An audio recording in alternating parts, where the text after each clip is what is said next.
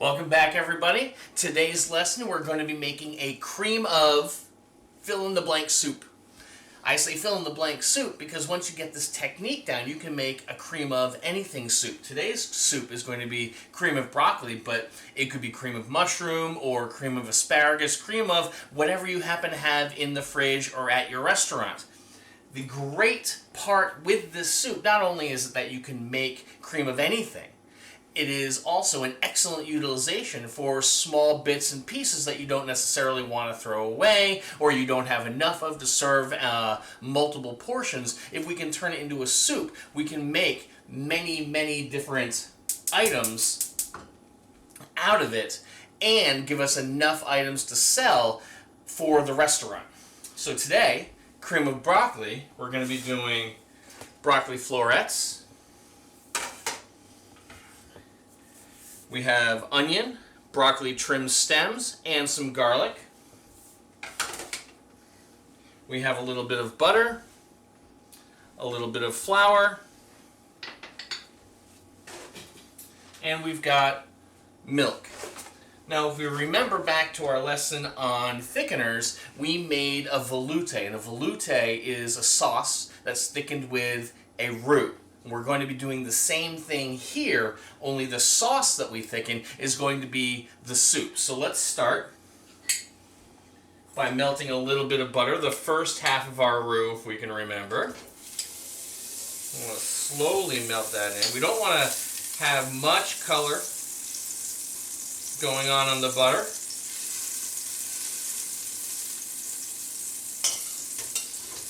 And while that's melting, I'm going to add a little bit of chopped garlic, a little bit of diced white onion, my broccoli trim, there we go, and we're going to sweat these. Now, sweating is a form of saute, where it means to slowly cook with the purposes of no color. We don't want to put any brown color on the vegetables because that brown color is going to translate to brown color in the soup. Now, with cream of broccoli, we obviously want this to be nice and bright and green, and we don't want any of these little brown flecks going on. So, we'll slowly sweat our vegetables down.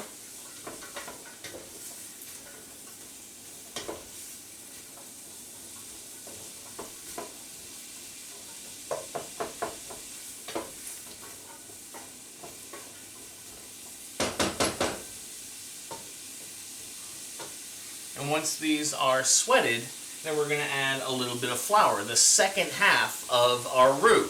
We have butter in the pot. We're going to singe with flour. Singe means to dust with flour, and that's going to combine with the butter that's in the pot, and it's going to make our roux. This is going to be the thickening for our soup.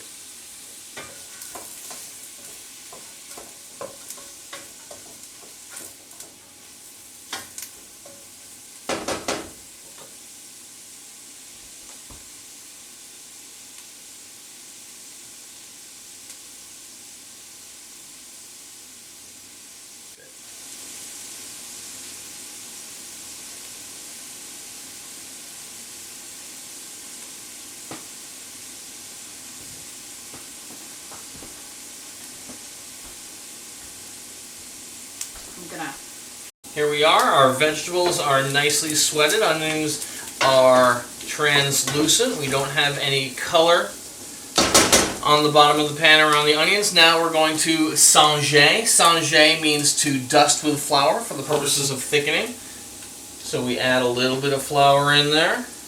There we go.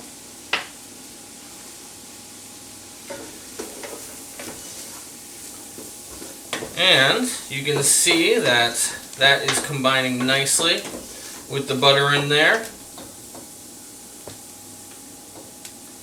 to make for a very nice roux.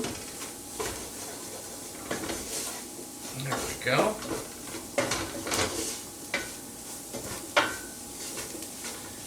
The vegetables are evenly coated. Now it's time to add in our milk, the cream of, in the cream of broccoli soup.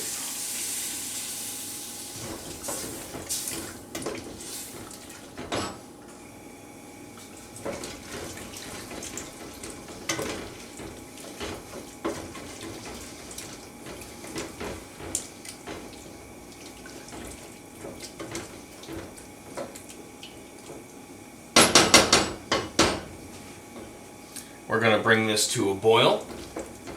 Our flour is not going to fully thicken until it's had a chance to simmer for about 5 or 10 minutes. And as that comes up, you'll notice the soup will begin to get thicker and thicker. I'm going to make this a little bit thinner than I typically would for a bechamel or a veloute, knowing that first off, this is a soup and nobody wants a thick, pasty soup, and secondly, when I puree the broccoli, that is going to adjust the density. At the end, I can tweak it a little bit more with a little bit of heavy cream or a little bit more milk, but the broccoli is also going to add density to the soup. There we are, coming up nicely.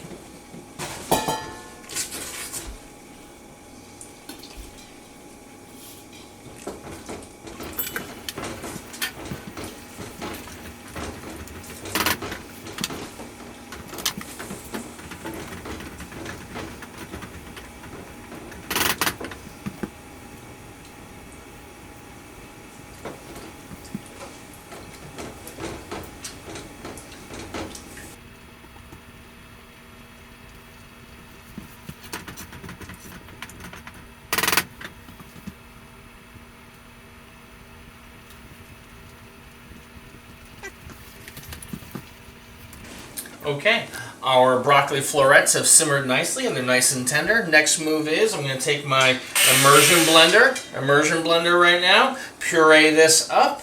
We're going to adjust seasoning, and then we're done. Cream of broccoli soup.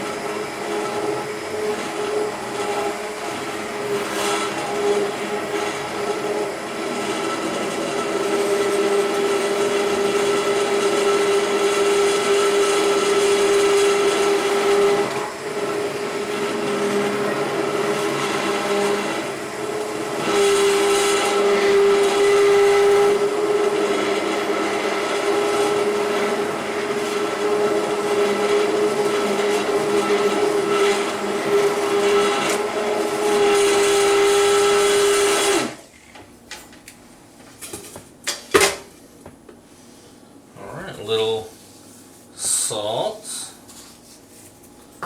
and a crack of fresh pepper as always.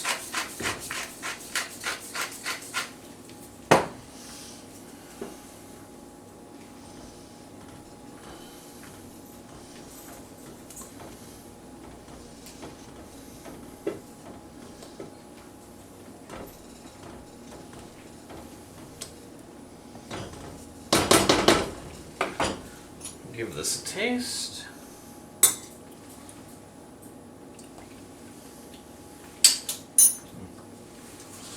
Touch more salt.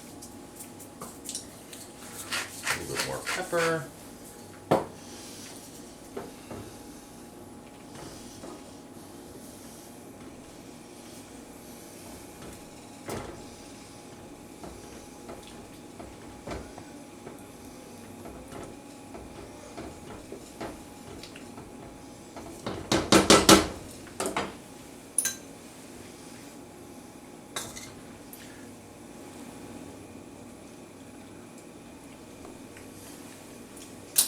There we go. And there you have it. Cream of broccoli soup. Technique can be used on any vegetable that you have at hand. Once you understand how this goes down, you can make a cream of anything. We'll see you next time. Have a great day.